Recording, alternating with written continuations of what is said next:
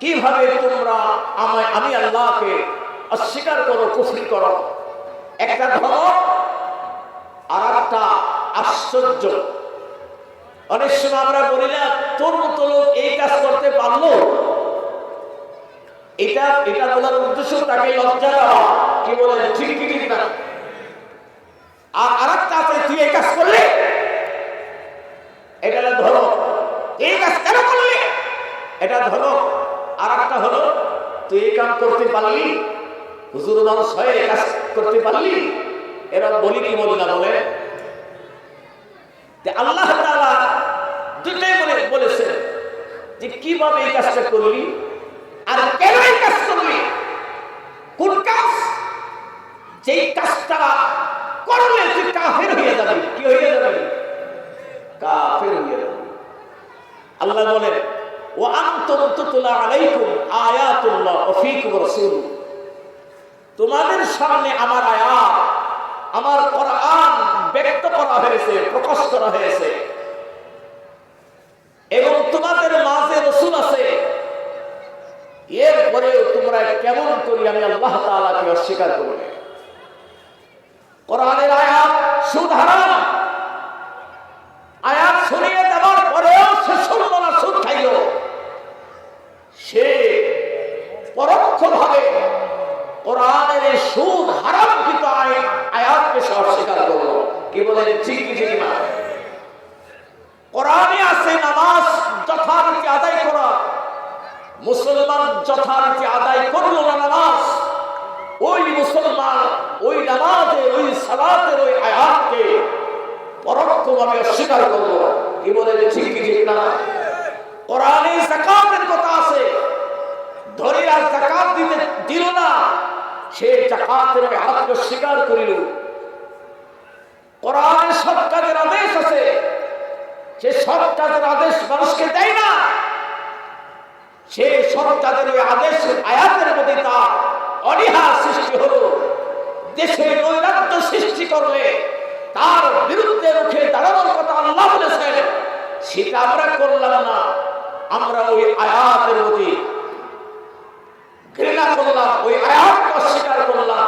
তাই আল্লাহ ধমকি দিয়ে বলছে, তোমাদের সামনে আয়াত তেলাওয়াত করে শোনানো হয়, আয়াত পাঠ করে শোনানো হয়, শোনানোর পরেও কিভাবে তোমরা অস্বীকার করো। যারা স্বীকার করছে,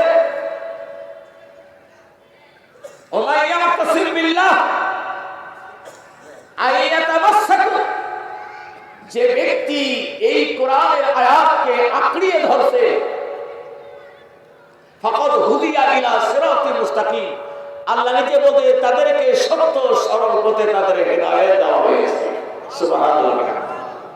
অর্থাৎ যারা কোরআনের কথা শুনে, কোরআন অনুসারে জীবন গড়ে, কোরআন অনুযায়ী নামাজ পড়ে, কোরআন অনুযায়ী যাকাত দেয়, কোরআন অনুযায়ী হজ করে, যেই নীতিমালা আল্লাহ তাআলা কোরআনে দিয়েছেন সবগুলি সে মানে, হুদিয়া ইলা সিরাতিল মুস্তাকিম, তাকে সরল সঠিক সত্য রাস্তার উপরে হেদায়েত দেওয়া হয়েছে।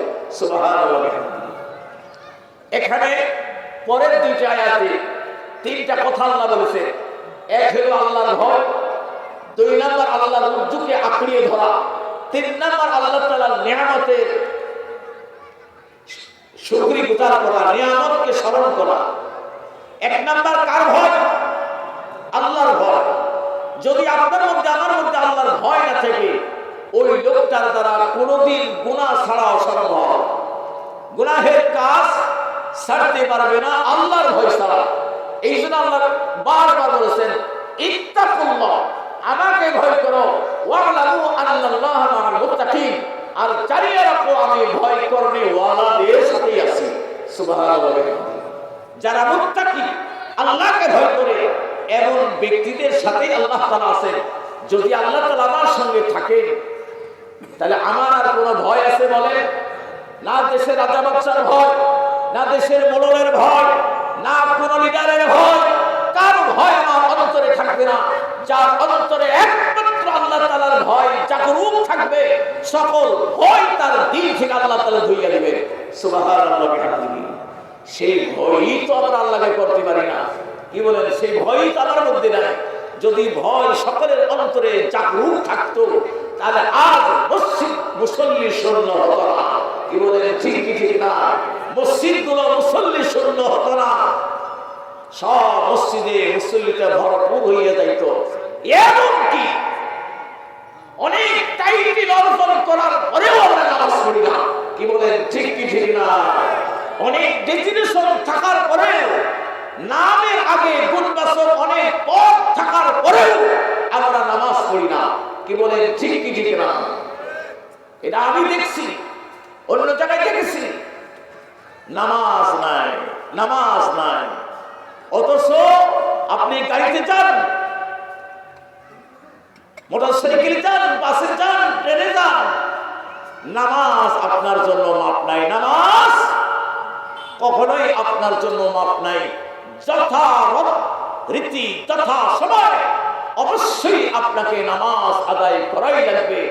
আর এই নামাজের দ্বারাই আল্লাহ তাআলা আপনাকে এমন একটা জান্নাত দিবে, যেই জান্নাত এই 10 দুনিয়ার সমান হবে। সুবহানাল্লাহ বিহামদিহি। আমি মাফাতিহুল জান্নাতি শাহাদাতু আল্লা ইলাহা ইল্লাল্লাহ, আমি একটা ব্যাখ্যা দিচ্ছি। সময় শেষ হয়ে গেলে আমি আর বলতে পারবো না। ব্যাখ্যাটা কি? আপনারা বাইজিদ বুস্তামির নাম শুনছেন? বাইজিদ বুস্তামি, ইনি একজন বিজ্ঞ আলেম এবং বিজ্ঞ সাধক, একজন আল্লাহওয়ালা। মা ছোট্টবেলায় মাদ্রাসায় পাঠিয়েছেন পড়ার জন্য। মাদ্রাসায় উস্তাদকে, যেহেতু মাদ্রাসার ওয়াজ, উস্তাদকে বলে এসেছে যতক্ষণ পর্যন্ত আপনার মতো যোগ্যতা অর্জন না করতে পারবে ততক্ষণ আমার সরকারের ছুটি নাই। কি নাই? ছুটি নাই। এখনকার আমরা গার্জিয়ান আছি, বাবা মা আছি, এই কথা আমরা উস্তাদকে আমরা বলতে পারি না, কারণ আমরা দুর্বল সরকারের কাছে। কি বলে ঠিক কি ঠিক না? এই জন্য 7 দিন পর পরে ছুটি চাই, 5 দিন পর পরে ছুটি চাই। আজ বিয়ে খাবার ছুটি, কাল অমুক খাবার ছুটি, কাল বিদেশে যাবে অমুক, খালি ছুটি আর ছুটি। আর মা বলে আসছে কি, যতক্ষণ আপনার মতো ডিগ্রি অর্জন করতে না পারে ততক্ষণ আমার সরকারের ছুটি হবে না। কিছুদিন, কিছু বছর যাওয়ার পরে মায়ের মমতার কারণে বাইজিদ বুস্তামি রাহমাতুল্লাহ আলাইহি উস্তাদের কাছে ছুটি চেয়েছেন। উস্তাদ জি, আমাকে একটু সময় দেন, রুখসত দেন, মাকে দূর চোখে দেখতে মনে চায়, আমি একটু মাকে দেখবো। উস্তাদ বলছে, তোমার মায়ের কাছে আমি অঙ্গীকারাবদ্ধ আছি, তোমাকে ছুটি দিতে পারবো না একজন 12 বছর পরে ছাড়া। 12 বছর পর ছাড়া তোমার আমি ছুটি দিতে পারবো না। তুমি যেই ক্লাস থেকে যেই ক্লাস পর্যন্ত আমার মতো পড়ার যোগ্যতা অর্জন করবে তার 1 যুগ লাগবে, 12 বছর লাগবে। 12 বছর পরে ছাড়া তোমার আমি ছুটি দিতে পারবো না। তোমার মায়ের কাছে আমি অঙ্গীকারাবদ্ধ, আর অঙ্গীকার ভঙ্গ করলে সেটা মুনাফিকি হবে, আমি ছুটি দিতে পারবো না। সন্তান বাইজিদ বুস্তামি ছোট, চক্ষু দিয়া অশ্রু ঝরায়া উস্তাদের সামনে মায়ের জন্য কাঁদে। আর ছোট সন্তান মায়ের জন্য কাঁদলে কার না দিলে হয়? কি বলে মায়া হয়? হয় না? একটি বাচ্চা ছেলে এই রকম ফুটবল মাঠে ময়দানে বাচ্চারা ফুটবল মার্বেল নিয়ে খেলতেছে। এর একটা 7 বছর বয়সের ছেলে চক্ষু দিয়া অশ্রু ঝরাইতেছে, কাঁদতেছে। একজন পথিক রাস্তা দিয়ে চলার পথে বালকের দিকে, বাচ্চার দিকে লক্ষ্য করে দেখলেন যে বাচ্চারা কাঁদতেছে। উনি বাচ্চাকে নিজের কাছে দেখে জিজ্ঞাসা করলেন, বাবা তুমি কাঁদছো কেন? তোমার কি মার্বেল নাই, বল নাই? আমি তোমার একটা বল কিনে দিই, তুমি এই সহপাঠীদের সঙ্গে খেলা করো।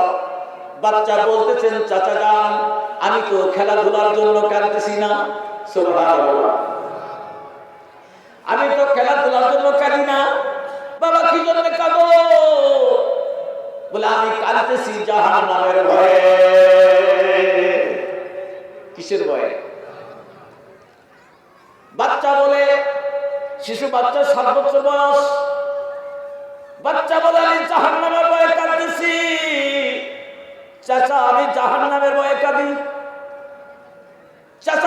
পথিক বলে, বাবা ইসলামের শরীয়তের হুকুম তোমার প্রতি কেবলমাত্র নামাজের জন্য শিক্ষা দিতে বলেছে।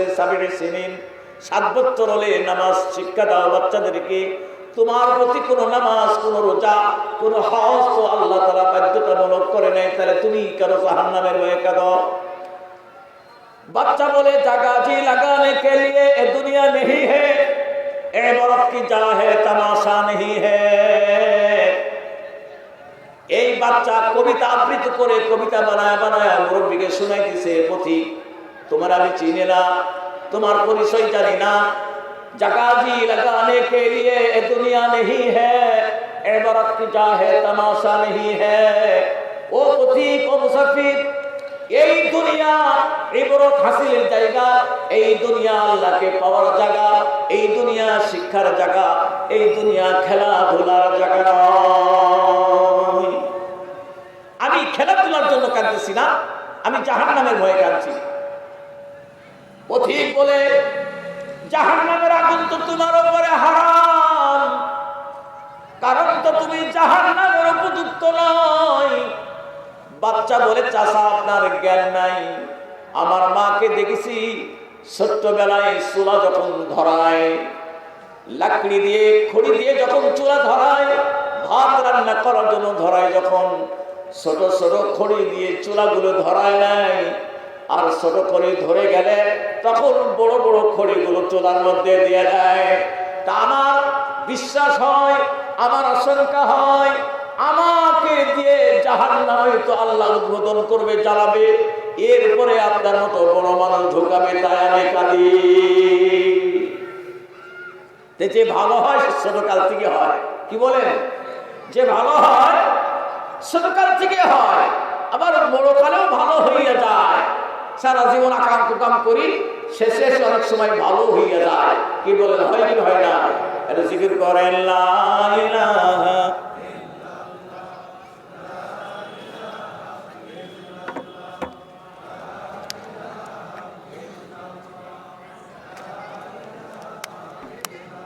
লা ইলাহা ইল্লাল্লাহু মুহাম্মাদুর রাসূলুল্লাহ। তাহলে যেই কথা আমি বলতেছিলাম, ওই শিশু বাচ্চা বায়েজিদ বুস্তামি রাহমাতুল্লাহ আলাইহি উস্তাদের কাছে চক্ষু দিয়া অশ্রু ঝরিয়ে কাঁদতে লাগলেন, আমার ছুটি দেন। বায়েজিদের উস্তাদ বলে, তোমাকে ছুটি দেওয়া যাবে না, তোমার মায়ের কাছে অঙ্গীকারাবদ্ধ, ওয়াদা করিয়াছে। কান্না যখন শুরু করে দিল, অতি মাত্রায় কান্নার কারণে উস্তাদ বলতেছে, যদি তুমি 1 সপ্তাহ পড়া একদিনে দিতে পারো, তোমাকে 1 সপ্তাহ ছুটি দেওয়া হবে। কয় সপ্তাহ পড়া? 7 দিনের পড়া যদি একদিনে দিতে পারো, পড়া লস করা যাবে না। 7 দিনের পড়া যদি তুমি একদিনে দিতে পারো, তাহলে আমি তোমারে 7 দিনের ছুটি দিয়ে দিব। শর্ত লাগায়া দিলেন। উস্তাদ মনে করলেন যে সে হয়তো পারবে না। বায়েজিদ বুস্তামি সকাল থেকে সন্ধ্যা পর্যন্ত সবক, যেটা আমরা মাদ্রাসার ভাষায় সবক বলে, পড়াটা 7 দিনের পড়া একদিনে তৈরি করে উস্তাদের কাছে বিনা ভুলে শোনায়া দিলেন, বিনা লোকমান, বিনা বাধায় শোনায়া দিলেন। উস্তাদ আশ্চর্য হয়ে গেছে। শুধু উনি নয়, ইমামে বুখারী রাহমাতুল্লাহ আলাইহি ইমাম দাখিলির দর্শে অন্যান্য ছাত্ররা খাতা কলম নিয়ে বসে, উস্তাদ হাদিস বর্ণনা করে। হাদাসানা মুহাম্মদ বিন ইউসুফ قال حدثنا سفيان عن منصور عن ابي وائل عن عبد الله مسعود رضي الله تعالى عنه قال قال رسول الله صلى الله عليه وسلم।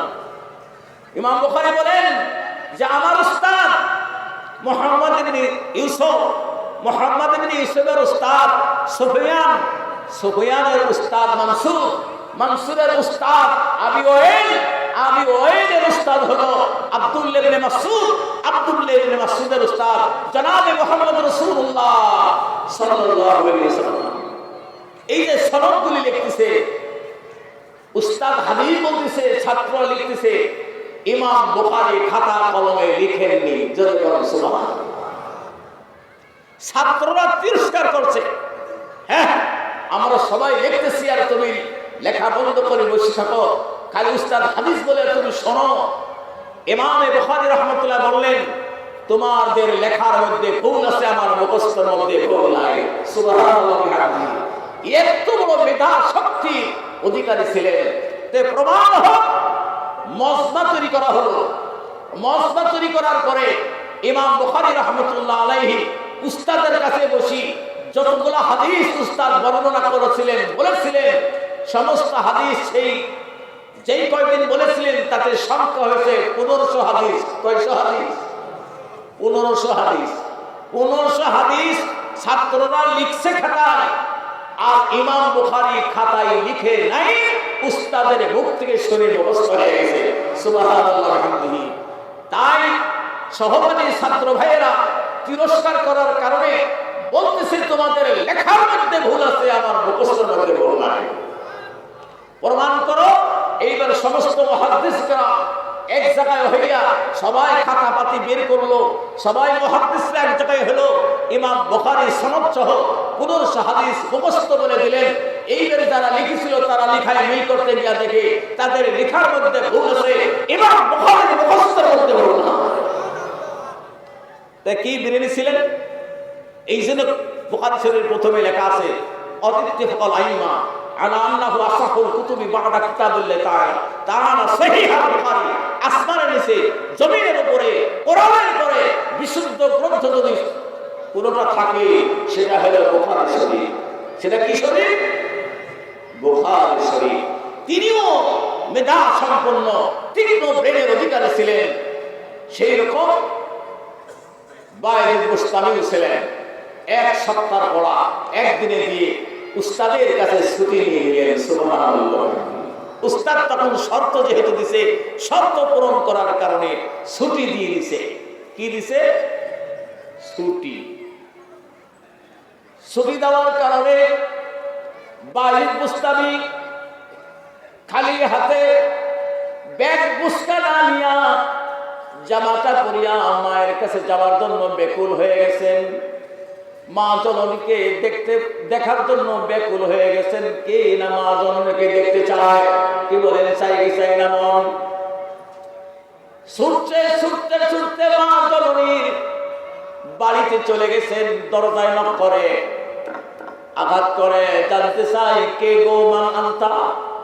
বাইজিদ বলে, আনা ফি বাইজিদিন, আমি বাইজিদ। বলে না না, বাইজিদ আসতে পারে না, বাইজিদের উস্তাদের কাছে আমি বলে এসেছি, উস্তাদের মতো যোগ্যতা অর্জন না করা পর্যন্ত বাইজিদকে ছুটি দিবেন না। উস্তাদ তো আমার বাইজিদকে ছুটি দিতে পারে না। মা দরজা খুলে নাই। বারবার বাইজিদ বলেছে, মা গো বাইজিদ তুমি দরজা খুলো, তোমার আদর মাখা মুখ একটু দেখিয়ে যায়। উস্তাদের কাছে শর্ত নিয়ে এক সপ্তাহ পর একদিনে দিয়ে চলে আসছি। মা বলে, না আমার বাইজিদ আসতে পারে না, উস্তাদের কাছেই তো আমি বলে আসছি বাইজিদ আসতে পারে না। মা আর দরজা খুলে নাই। তাহলে কেমন মা? মুসলমান তেমনই হওয়া দরকার। ওয়াদা রক্ষা করা, যে ওয়াদা রক্ষা করে না সে কাটটা একটা মুনাফিক। কি বলেন? ঠিক না বেশি? যে ওয়াদা প্রতিশ্রুতি রক্ষা করে না সে কাটটা কি? মুনাফিক। তার ধারণা একজন আলেম তো ওয়াদা ভঙ্গ করতে পারে না, তাই তার মা ওই কথার উপরে ভিত্তি করে দরজা খুলে নেয়। তার বিশ্বাস একজন আলেম ওয়াদা ভঙ্গ করতে পারে না। সাধারণ মানুষ দূরের কথা, সেটা ভিন্ন কথা, আলেমরা সেগুলো পারে না। অথচ বর্তমান বাংলাদেশে অসংখ্য অগণিত আলেমরা পথভ্রষ্ট। কি বলে? ঠিক কি না? পথ হারা, লেবাস ঠিক আছে, দাড়ি ঠিক আছে, সব কিছু ঠিক আছে, ইমান ঠিক না। কি বলে? ঠিক কি ঠিক না? ইমানে ঘোর পোকা ধরছে, শিরকের মধ্যে লিপ্ত। এই জন্য আমি দুঃখ করে রাইতের মধ্যে বলছিলাম, এক জায়গায় 1 কোটি টাকা রাখবেন, আর এক জায়গায় আখিরাত রাখবেন, আর হুজুরকে ইখতিয়ার দিবেন। এইটা হলো দুনিয়া 1 কোটি টাকা, এইটা হলো আখিরাত। কোনটা নেবেন? দেখবেন অসংখ্য হুজুরের চোখ ওই কোটি টাকার দিকে যাবে। কি বলেন, ঠিক ঠিক না? ওই কোটি টাকা দিয়ে বারবার 23 টাকা দেবে। তাহলে বুঝা নেবে হে দুনিয়াদার হুজুর। কি দার হুজুর? দুনিয়াদার হুজুর। হ্যাঁ, সংখ্যালঘু অল্প কিছু হুজুর আছে যারা দুনিয়ার লোভ নাই, লিপ্সা নাই, আল্লাহ তাআলা সন্তুষ্টি অর্জনের জন্য ইসলামের কাজ করে থাকে। এগুলো হলো সহি হুজুর। কি বলেন, ঠিক কি ঠিক না? যে বাইশদের মা জানতেন তিনি সহি হুজুর, বিশুদ্ধ হুজুর, তাই সে কখনোই ওয়াদা ভঙ্গ করতে পারে না। এই মনে করিয়া দরজা খুলে নেয়। বাইজিদ কোন উপায় উপকরণ না পাইয়া আবার মাদ্রাসায় চলে আসে। সুবহানাল্লাহি ওয়া বিহামদিহি। মাদ্রাসায় আসার পরে শিক্ষা সমাপনী শেষ করে দস্তারবন্দি বুঝেন? মাদ্রাসার ছাত্ররা হেফজ পাস করলে, আলেম দাওরা হাদিস পাস করলে মঞ্চ করে ওয়াজি পাগড়ি বেচায় দেয় মাথায়, এর নাম দস্তারবন্দি। শিক্ষার সমাপনী শেষ করে পাগড়ি দিয়ে বিদায় করে দেয়। আপনারা জানেন তো, আমরা আজকে দুজনকে দিব। তেমন শব্দের মধ্যে জনাবে মুহাম্মদ রাসূলুল্লাহ সাল্লাল্লাহু আলাইহি ওয়াসাল্লাম বাইজিদের উস্তাদকে স্বপ্ন দেখাইতেছে, তোমার মাথার পাগড়ি বাইজিদের মাথায় পরিয়ে দাও, বাইজিদের মাথায় পরিয়ে দাও। এইবার পরিয়ে দিয়া এইবার বাইজিদকে দেশে পাঠিয়ে দি, তুমি এই দেশে যায় কাজ করো, নিঃশর্তে আল্লাহর দ্বীনের দাওয়াত দাও। এইবার বাইজিদ আসছে বাড়িতে, আর ওই কালিমা মাফাতিহুল জান্নাতি শাহাদাতু লা ইলাহা ইল্লাল্লাহর ব্যাখ্যা দিচ্ছে। কিন্তু মনে রাখেন, বাইজিদ বাড়ি আসছে, আসার পরে স্বপ্নে দেখছে যে খ্রিস্টানদের, ইহুদিদের একটা মজমা, এক অনুষ্ঠান, এক জালসা হবে। ওই জালসার ভিতরে পাদ্রী, খ্রিস্ট ধর্মজাত, মানে খ্রিস্টান ধর্মের আলেম, তিনি বক্তব্য দিবেন। ৭০,০০০ ইহুদি খ্রিস্টান ৭০,০০০ ওখানে জমা ছিল। সুবহানাল্লাহি ওয়া বিহামদিহি। আপনারা কয় হাজার, কয়জন লোক?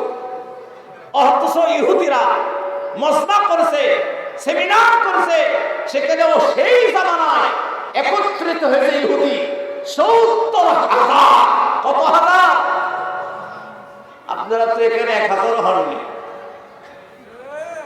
১,০০০ তখন হননি, বোঝা গেল ওই যে নবীজি বলেছে ১,০০০-এ একজন জান্নাতে যাবে, ১,০০০-এ ৯৯৯ জন মানুষ জাহান্নামে যাবে, একজন জান্নাতে যাবে।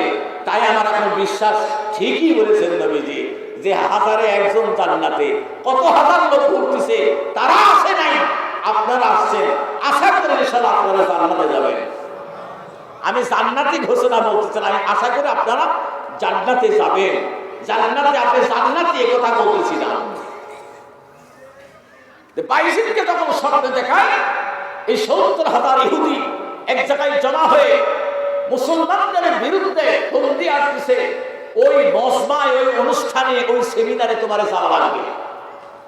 তবে শর্ত হলো তোমার এই পোশাকে যাইতে পারবে না। কোন পোশাকে? তুমি যে ইসলামী লেবাস করেছে এটাতে যাইতে পারবে না, তুমি ইহুদিদের পোশাক পরে যাইবা। বাইজিদ বুস্তারি রাহমাতুল্লাহ আলাইহি ইহুদিদের কালচার, ইহুদিদের পোশাক পরে যখন ইহুদিদের মজমায় চলিয়া যায়, মাঝখানে গিয়ে বসিয়া যায়, আর ইহুদিদের যে পাদ্রী পোপ, সে বক্তব্য দিতে শুরু করে।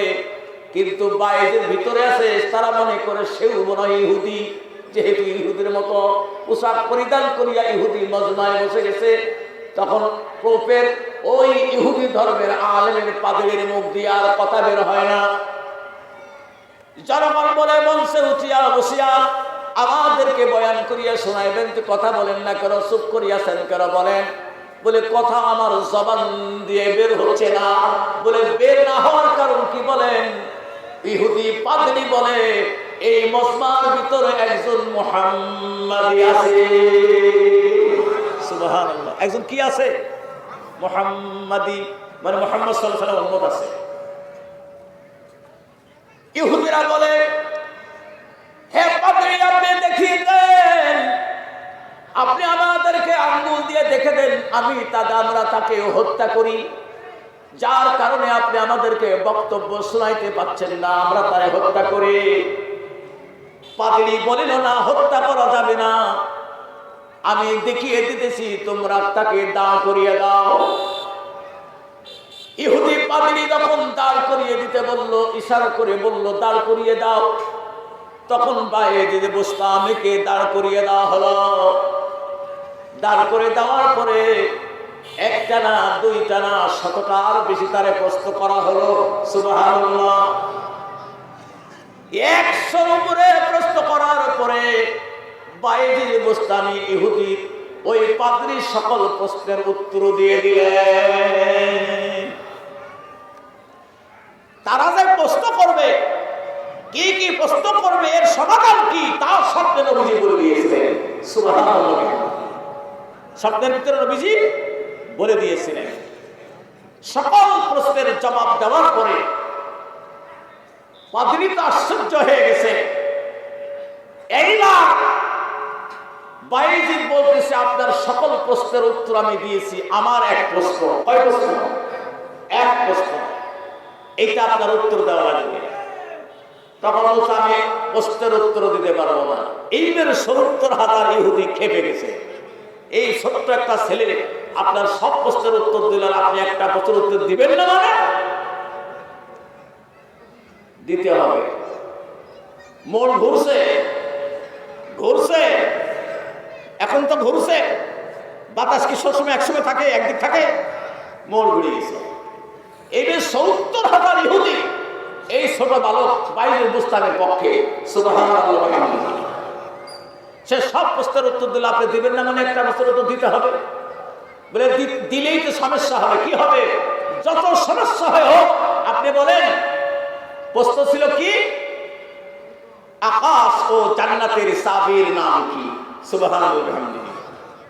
আকাশ ও জান্নাতের চাবির নাম কি? তখন ওই বলতেছে, শাহাদাতু আল্লাহ ইলাহা ইল্লাল্লাহ। আকাশ ও জান্নাতের চাবি হলো লা ইলাহা ইল্লাল্লাহ। সুবহানাল্লাহ। এইবার 70,000 ইহুদি বলছে, জান্নাত আর আকাশের চাবি যদি, তালার চাবি যদি লা ইলাহা ইল্লাল্লাহ হয়, তাহলে ইহুদের মুখে লাগতে মানে সব মুসলমান হয়ে গেল। কি হয়ে গেল? 70,000 ইহুদি মুসলমান হয়ে গেছে। সুবহানাল্লাহ। কত হাজার? 70,000। বলে যদি জান্নাতের চাবি যদি লা ইলাহা ইল্লাল্লাহ হয়, আশহাদু আল লা ইলাহা ইল্লাল্লাহ, নবী হাদিসে বলেছেন, কিতাবুল ঈমান, মাফাতিহুল জান্নাতি, জান্নাতের মাফাতিহ মানে চাবি, মিফতাহ মানে চাবি, মাফাতিহুল বহু বছর, মাফাতিহুল জান্নাতি শাহাদাতু আল লা ইলাহা ইল্লাল্লাহ। তে জান্নাতের চাবি 1 বছর, 2 বছর, বহু বছর, সব বছরে উল্লেখ থাকে। এখন জান্নাতের চাবি সমূহ বা জান্নাতের চাবি যদি লা ইলাহা ইল্লাল্লাহ, তাহলে ইহুদি ধর্ম পালন করে আমাদের কোনো লাভ নাই। তীর্থবাদী, 2 খোদা মানা, 3 খোদা মানা, অসংখ্য খোদা মানা, এটা আমাদের প্রয়োজন নেই। আমরা কালেমা পড়ে মুসলমান হয়ে গেলাম। সুবহানাল্লাহ। যারা কালেমা পড়ে মুসলমান হয়েছে, এরা আসলেই মুসলমান, এরা আসলে ইমানদার, এবং ইমানের স্বাদও পাইছে তারা, ইমানের উপরে মেহনত করছে তারা, ইমানের উপরে মরে গেছেও তারা। সুবহানাল্লাহ। এখন আমরা কেমন ইমানদার? আমরা কেমন ইমানদার যে ইমানদারিত্ব মুসলমান হওয়া সত্ত্বেও মসজিদে আসি না। অথচ নবীজি বলেছেন, 5 ওয়াক্ত মসজিদে যে ব্যক্তি যাতায়াত করে তাকে ইমানদার বলে সাক্ষ্য দাও। কি বলে সাক্ষ্য দাও? ইমানদার বলে সাক্ষ্য দাও। আর যে ব্যক্তি মসজিদে আসে না, সে ইমানদার হতে পারে না, সে খাঁটি মুসলমান হতে পারে না। তার মসজিদের সঙ্গে তার সম্পর্ক নাই, মসজিদের যাতায়াত নাই, আল্লাহর ইবাদত নাই, সে কোনোদিন কি হতে পারে না? খাঁটি মুসলিম হতে পারে না।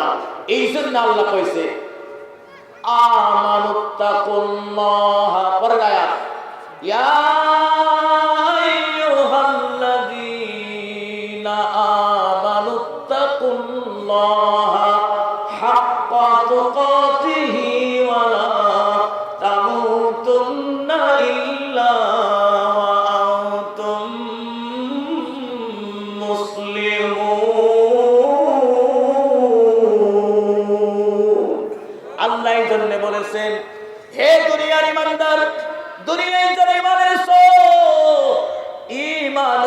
বিল্লাহ, আল্লাহকে এক বলে যারা ঈমান এনেছো, আল্লাহ রাসূলের প্রতি ঈমান আনছো, ঈমানের যেগুলো শাখা প্রশাখা সবগুলোর প্রতি ঈমান এনেছো, এরপরে আল্লাহ তাআলা বলেছেন ইত্তাকুল্লাহ, আমি আল্লাহকে ভয় করো। হাদিসের মধ্যে উল্লেখ আছে ইত্তাকুল্লাহ হাইসুমা কুনতা, পৃথিবীর যেই জায়গায় তুমি অবস্থান করো বান্দা সেখানে আমি আল্লাহকে ভয় করো। তুমি যদি বাংলাদেশে অবস্থান করো সেখানে তুমি আমি আল্লাহকে ভয় করো। তুমি যদি আমেরিকা যাও সেখানে আমি আল্লাহ তাআলাকে ভয় করো। আমাদের দেশের বিভিন্ন কোম্পানিতে যারা ব্যবসা করে, ডিলারশিপে চাকরি করে, কোম্পানির পক্ষ থেকে বিদেশে সফর করা তাদেরকে সুযোগ করে দেয়। এদিকে মুসলমান অথবা ইটালি বা বিভিন্ন দেশে গেলে সেই জায়গার কালচার অনুসারে হাফ প্যান্ট পরি তারা চলাফেরা করে। ও মিয়া, তুমি বাংলাদেশে হাফ প্যান্ট পরো নাই, বাংলাদেশে তুমি মসজিদে গিয়ে নামাজ পড়ছো, আর ওই দেশে খ্রিস্টান দেশে যাবার পরে তাদের কালচার অনুসারে হাফ প্যান্ট পরে ঘোরাফেরা করলে, এই জন্য নবীজি বলেছেন ইত্তাকুল্লাহ হাইসুমা কুনতা, ও আমার উম্মতেরা পৃথিবীর যেখানেই তুমি যাও সেখানে আমি আল্লাহকে ভয় করো। যদি আল্লাহকে ভয় করতো তাহলে ওই জায়গায় সে সোজা চলতো, নাকি বলেন? ওই জায়গায় সোজা চলতো। তুমি এখানে সোজা চলে মানুষকে দেখাও, বিদেশে তোমার লোকচক্ষুর অন্তরালে দেশি ভাই তোমার দেখতে পাচ্ছে না, সেখানে তুমি ল্যাংটা চলতেছ। নাউজুবিল্লাহ মিন যালিক।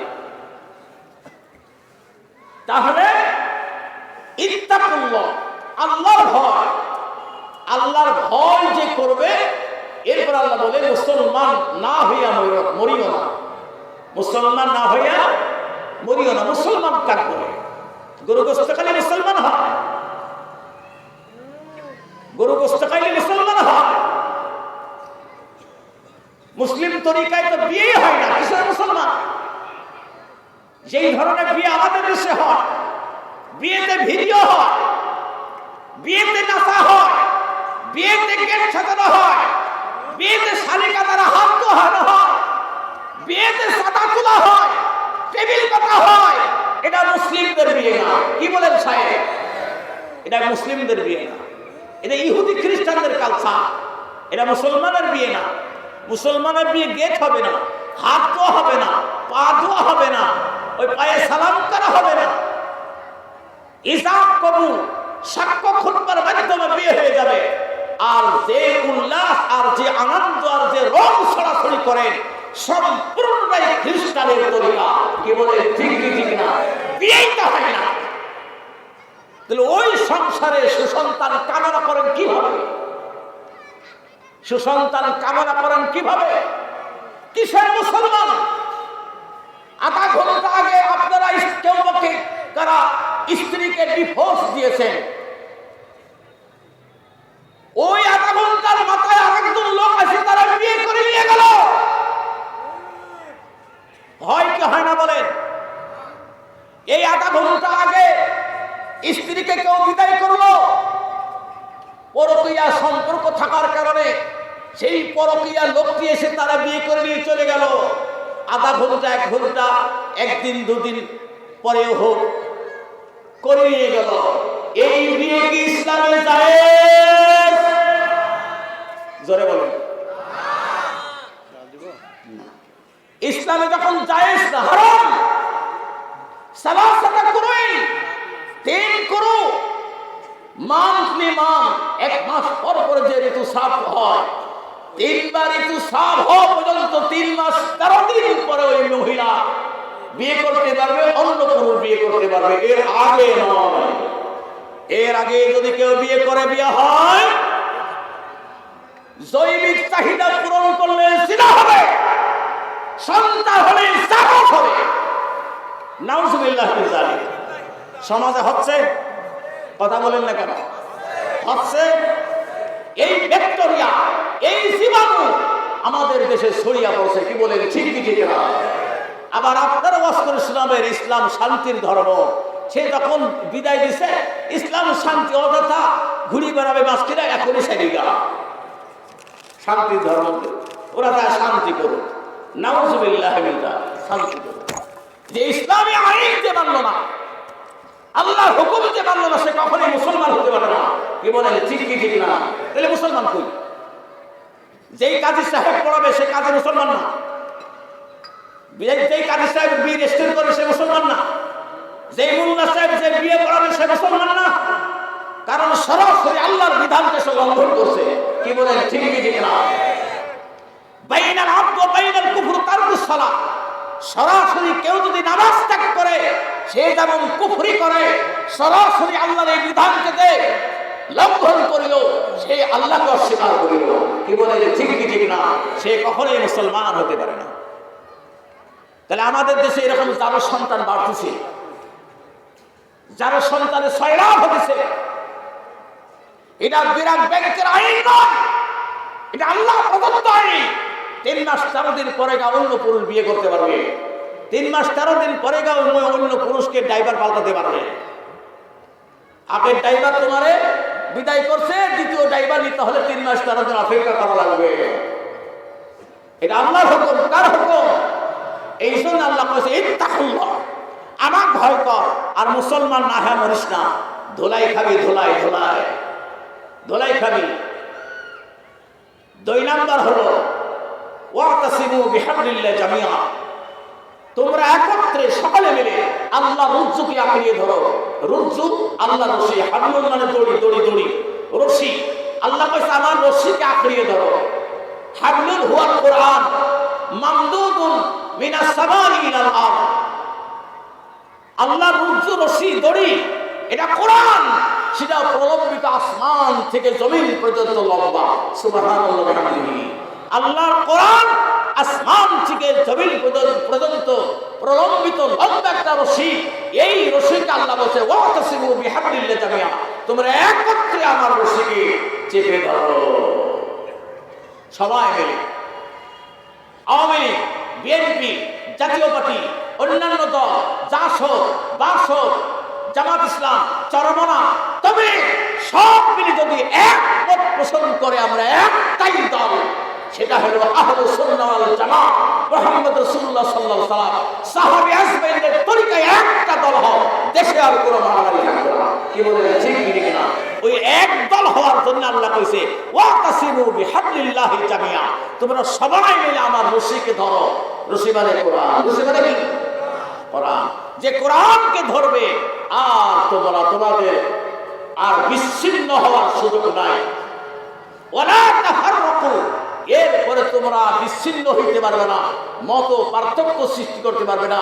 পৃথিবীতে মানুষের নৈরাজ্য, মারামারি, হানাহানি, কাটাকাটি, খুন খারাপি, সন্ত্রাসী, যত রকমের অন্যায় অনাচার, কোন আইন, প্রশাসন, পুলিশ, বিডিআর, আর্মি, র্যাব যা আছে সরকার যদি মওজুদ করে, কোনো দিন এই বিশৃঙ্খলা দূর হবে না যতক্ষণ সমস্ত দুনিয়ার বাংলাদেশের মানুষ কোরআনকে না ধরবে।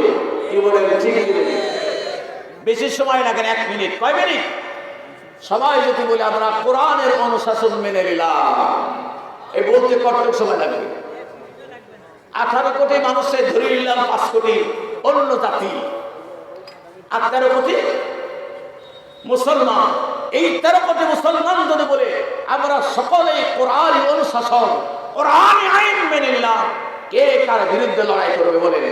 সবাই তো ভাই ভাই, সবাই কি ভাই ভাই হয়ে গেলেন, আর তো লড়াইয়ের সুযোগ নাই। এই জন্য আল্লাহ বলছে ওয়ালা তাফাররাকু, তোমরা মত পার্থক্য সৃষ্টি করো না, তোমরা ভিন্ন পথ অবলম্বন করিও না। ওয়াজকুরু নি'মাতাল্লাহি আলাইকুম ইয কুনতুম আ'দাআ ফাআল্লাফা বাইনা কুলুবিকুম ফাআসবাহতুম বিনি'মাতিহি ইখওয়ানা। এই আয়াত কখন নাযিল করলেন? মদিনাতে বাস করতেন আউস, খাজরাজ, বনু নযীর, বনু কাইনুকা, এই সমস্ত জাতি গোষ্ঠী বাস করতে। এক একটা মানে গোত্রের ভিন্ন ভিন্ন নাম। তাদের মধ্যে একদল হলো আউস, আর একদল কি? খাজরাজ।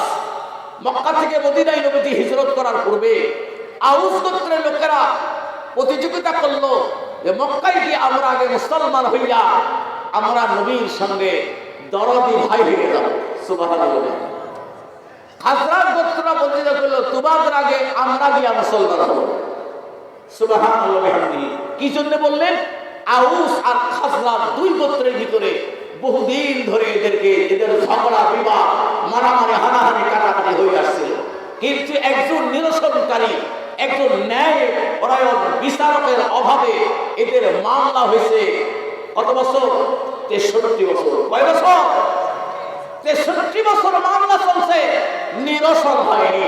সুবহানাল্লাহি ওয়া বিহামদিহি। কি হয়নি? নিরসন হয়নি।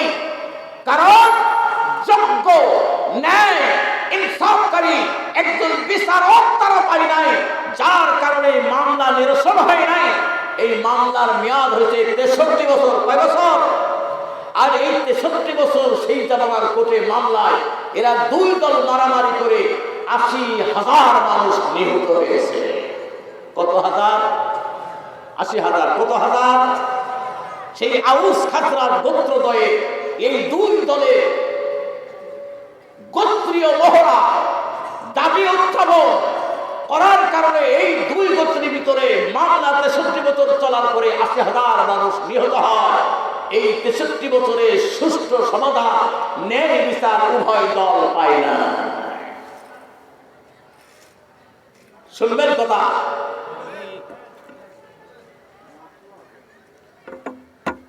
পাই নাই। কারণ সঠিক বিচারক পাই নাই। সঠিক কি? বিচারক পাই নাই। আমাদের দেশে সঠিক বিচার আমরা পাই না। কি পাই না? আমরা পাই না। প্রশাসনের কাছ থেকে আমরা সঠিক বিচার পাই না। না পাওয়ার কারণেই তো এই রাজ্য কি বলে ঠিক কি ঠিক না? আমি একজন নির্দোষ, দোষী সাব্যস্ত করে আমাকে যদি আদালতে হাজির করা হয়, আমার পক্ষে প্রশাসন কাজ করবে না। কি বলে ঠিক কি ঠিক না? কাজ করবে কার পক্ষে? যার মামু আছে। কি আছে? মামু আছে, তার পক্ষে কাজ করবে। তাহলে আমি সঠিক বিচার, সঠিক ফাইসালা থেকে, ইনসাফ থেকে আমি বঞ্চিত। কি বলে ঠিক কি ঠিক না? এই জন্য তারা ভাবলো যে এমন একজন সঠিক বিচারক, এমন একজন সঠিক জাস্টিস আমরা মানব যিনি আমাদের সঠিক বিচার করেন। এই জন্য আমাদের কথা যাতে শুনে, এই জন্য আমরা আগে গিয়ে মুসলমান হব। সুবহানাল্লাহ। আউসরা বলছে আমরা আগে গিয়ে মুসলমান হব। এরা খাজরা বলছে আমরা আগে গিয়ে মুসলমান হব। তাহলে উভয় গ্রুপ মুসলমান হওয়ার প্রতিযোগিতা শুরু হয়ে গেল। সুবহানাল্লাহ। শেষ পর্যন্ত তারা সবাই মুসলমান হয়ে গেলেন। সুবহানাল্লাহ। এই আউস আর খাজরাজ এই দুই গোত্র নবীজির কাছে উভয় দল মুসলমান হয়ে গেলেন। নবী এবার বিচার করবেন। মুসলমান হয়ে যাওয়ার পরে এরপরে দুই দলের ভিতরে আবার দ্বন্দ্ব বেঁধে গেল। দ্বন্দ্ব বেঁধার পরে একদল বলল আমাদের দলে এমন একজন সাহাবী আছে, যার যেই সাহাবীর গোসল দেওয়া হয়েছে আসমানে। যেই সাহাবী, আউস গোত্র বলিল আমাদের মধ্যে একজন সাহাবী আছে, যেই সাহাবীকে আসমানে নিয়ে গোসল দেওয়া হয়েছে। আমরা তোমাদের চাইতে বংশ মর্যাদায় বেশি। সুবহানাল্লাহ। খাজরাজ গোত্র বলিল তোমাদের মধ্যে আসমানে উঠায়া গোসল দেওয়ার সাহাবী তোমাদের দলে থাকার কারণে তোমরা নিজেদেরকে মর্যাদা মনে করছো। আমাদের দলের মধ্যে 4 জন কারি আছে। সুবহানাল্লাহ। 4 জন আল্লাহ রাসূলের সাহাবী আছে। 4 জন কারি মানে কোরআন তেলাওয়াত শুদ্ধ করে পড়নেওয়ালা। আমাদের দেশে অনেক কারি সাহেব আছে, কোরআন শরীফ শুদ্ধ করে পড়তেই পারে না। আছে না নাই বলেন? বহু কারির হিসাবে নামাজ পড়ছি। বহু কারি, পশ্চিমকারী, পূর্বকারী, উত্তরকারী, দক্ষিণকারী আমাদের দেশে নাই। বহু কারি দেশে নামাজ পড়ছি আমি। খোদার কসম কান ধরে বলছি, একটা শব্দ শুদ্ধ নয়, একটা পড়া শুদ্ধ না। অথচ সমাজে কারি হিসাবে চিনে। কি হিসাবে চিনে? খাজরাজ গোত্র বলল আমরা তোমাদের চাইতে দাবি, তোমাদের চাইতে আমরা দাবি। কারণ আমাদের দলের মধ্যে 4 জন সাহাবী আছে, কারি সাহেব। এই দুই দল নিজেদের বংশ মর্যাদা, নিজেদের মধ্যে যোগ্যতা সম্পূর্ণ লোক আছে বিদায় একে অপরে গর্ববোধ করে মারামারি উপক্রম হয়ে গেছে। রক্তক্ষয়ী সংঘর্ষের মতো হয়ে গেছে। এই সময় নবী করিম সাল্লাল্লাহু আলাইহি ওয়াসাল্লাম টের পাইলেন। টের পাওয়ার পরে আউস খাজরাজ গোত্রের কাছে গেলেন।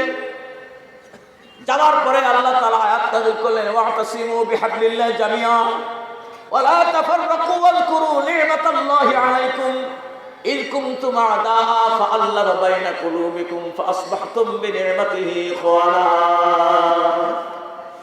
হে নবী, আপনারা এই দুই দল মুসলমান, আপনার সাহাবী আউস খাজরাজ গোত্র, একদল বলে আমাদের দলের মধ্যে একজন সাহাবী আছে যার গোসল দেওয়া হয়েছে আসমানে, আর একদল বলে তাদের মধ্যে চারজন সাহাবী আছে কোরআন পড়নেওয়ালা। একে অপরের মর্যাদাবান মনে করতেছে, এমনকি তারা জাহান্নামের কিনারার কাছে নিকটে চলে গেছে। এর থেকে উত্তোলনের নিরসন হওয়ার একমাত্র পদ্ধতি ওয়াতাসিমু বিহাবলিল্লাহি জামিআ, একটাই পদ্ধতি, সবাই মিলে আল্লাহর কোরআনকে আঁকড়িয়ে ধরবে। কি ধরবে? আল্লাহর কালামকে। আল্লাহর কালামে যে আইন আছে সে আইনকে তারা আঁকড়িয়ে ধরবে। ধরার পরে তারা আর ঝগড়া করতে পারবে না, মতানৈক্য সৃষ্টি করতে পারবে না। তাহলে এই সমস্যা সমাধান হওয়ার আশা করা যায়। সুবহানাল্লাহ বিহামদিহি। তারা রাসূল পাক সাল্লাল্লাহু আলাইহি ওয়াসাল্লামের কাছে ওয়াদাবদ্ধ হলেন যে আমরা আল্লাহ ফাআল্লাফা বাইনা কুলুবিকুম ফাআসবাহতুম বিনি'মাতিহি ইখওয়ানা, আল্লাহ তাদের উভয়ের অন্তরকে মিলিয়ে দিলেন। সুবহানাল্লাহ বিহামদিহি। এক অন্তর বানায় দিলেন, ভাই ইখওয়ানা, ভাই ভাই বানায় দিলেন। কিসের কারণে দিলেন? হাবলুন হুয়াল কোরআন মামদুদুম মিনাস সামাই ইলাল আরদ, এই জন্য দিলেন যে আকাশ থেকে জমিন পর্যন্ত প্রলম্বিত কোরআন, এই রশিকে, এই দড়িকে, এই রজ্জুকে তারা সবল বলে আঁকড়িয়ে ধরার শর্তে আল্লাহ একে অপরের অন্তরকে মিলিয়ে দিয়ে ভাই ভাই বানায় দিলেন। সুবহানাল্লাহ। এখনো বাংলাদেশে যদি সবাই আল্লাহ তাআলার রজ্জুকে, কোরআনকে সবাই মিলে যদি ধরে, এই রজ্জুকে আঁকড়িয়ে ধরে, এখনো আল্লাহ আওয়ামী লীগের অন্তর, বিএনপির অন্তর, জাতীয়বাদীর অন্তর, জাসদের অন্তর, জামাত ইসলামের অন্তর, সরমানার অন্তর, তবলিগের অন্তর, যত লোক আছে আমরা দল উপদলে বিভক্ত, একটা শর্ত, আল্লাহর রজ্জুকে আঁকড়িয়ে ধরলে আল্লাহ সকলের অন্তরকে এক বানায় দিবেন। সেটা তো সম্ভব হচ্ছে না। কি বলেন? ঠিক কি ঠিক না? ইখওয়ানা, আল্লাহ নিজে বলতেছেন তোদের আমি ভাই ভাই বানাই দেব। অথচ আমরা দুনিয়াতে মারামারি, হানাহানি, কাটাকাটি আরো যে কত কিছু করি, এর তো কোনো শেষ নাই। কি বলেন? ঠিক কি ঠিক না? আপনার বাহ্যিক আভ্যন্তরিক সকল কিছু পরিবর্তনের একমাত্র মহাসড় আল্লাহর হুকুম, নবীর সুন্নাহ অনুযায়ী জীবন গড়া। কি বলেন? ঠিক কি ঠিক না? এটাই তো আমরা পারি না, এটাই তো হচ্ছে না।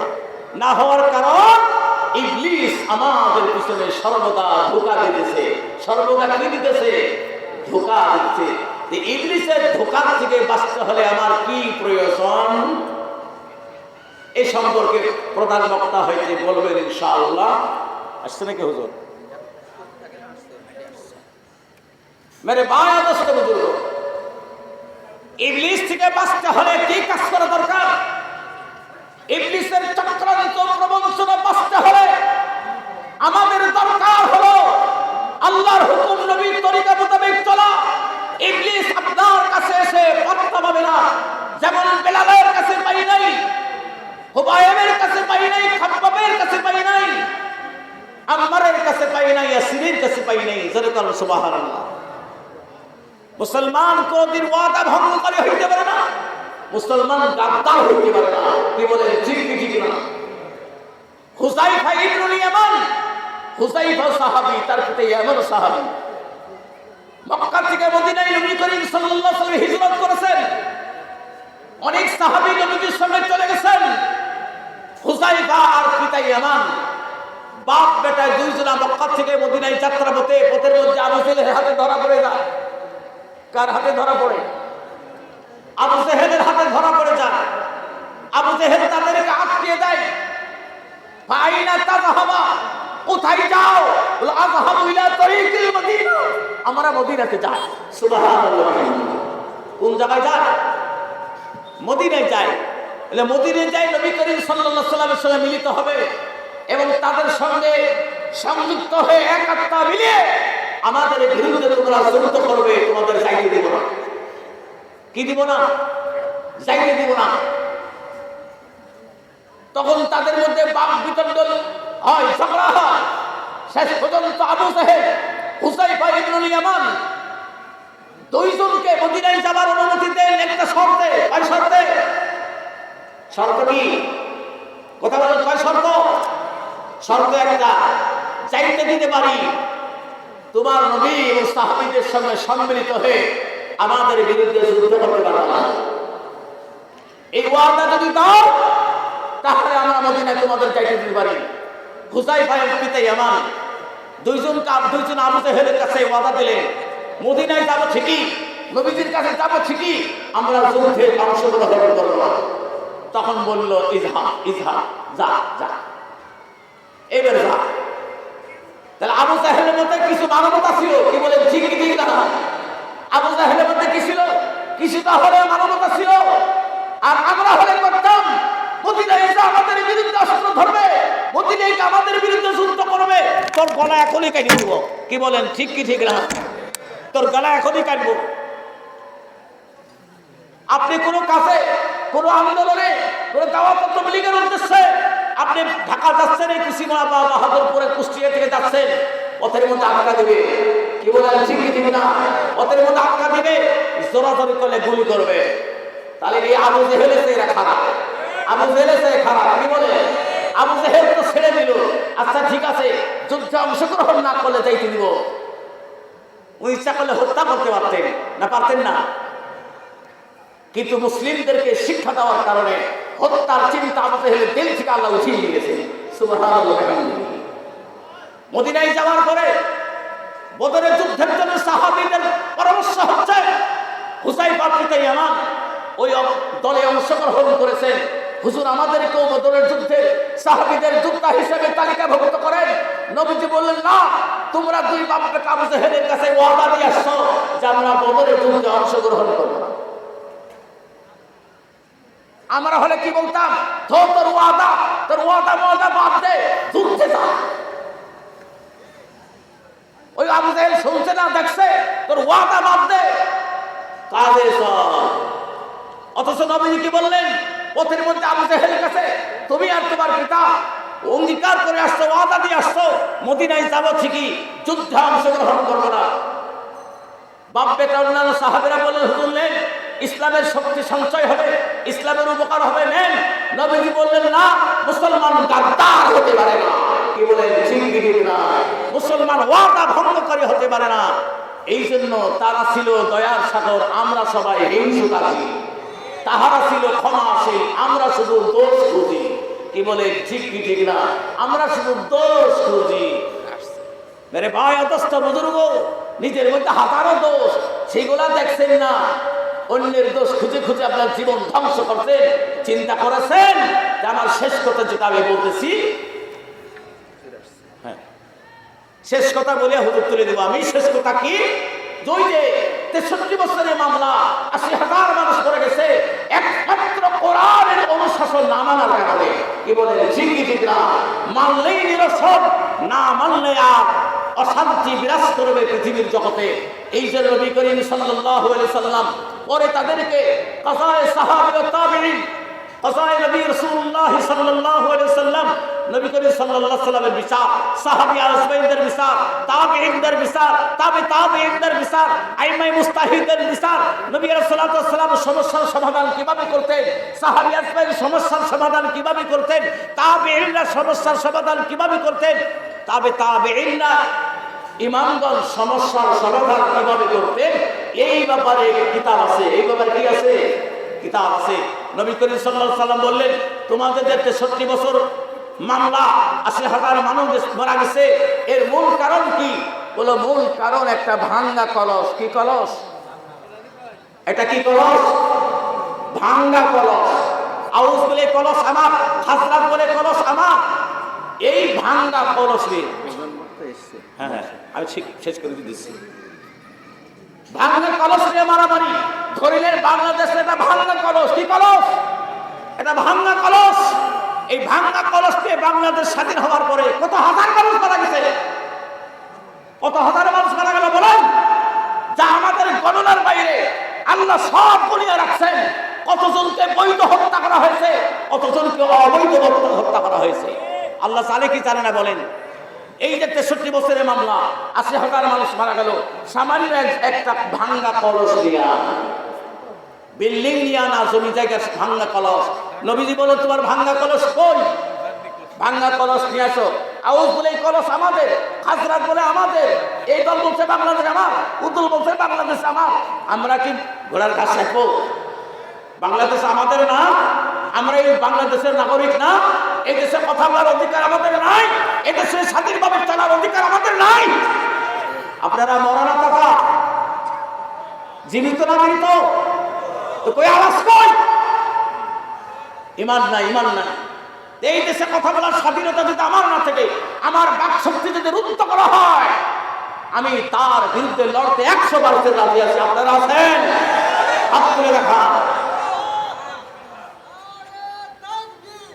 মেরে ভাই, অবস্থা বুজুর্গ, কবি একবার বলেছেন, আই তো এর লাহতি কুছ রিজিক সে মউত আসি, জিস রিজিক সে আতি হো পরওয়াজ মে কোতাহি।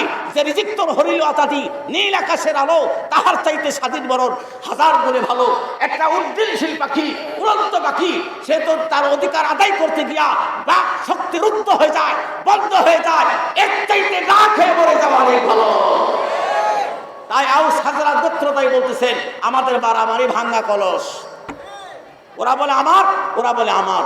আসলে কলস আউসেরও না, খাজরাতেরও না, অথচ একে অপরে অবৈধ দাবি করি। 80,000 মানুষ নিহত হয়েছে, 63 বছর মামলা চলেছে। আল্লাহ রাসূল সাল্লাল্লাহু আলাইহি ওয়াসাল্লাম কলসকে ইশারা করে বললেন, আল্লাহর হুকুমে কথা বল।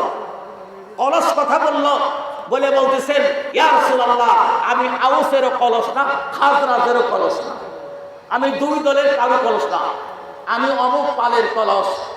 বাংলা নিরসন হয়ে গেল। সুবহানাল্লাহ। আমি কারো কলস না।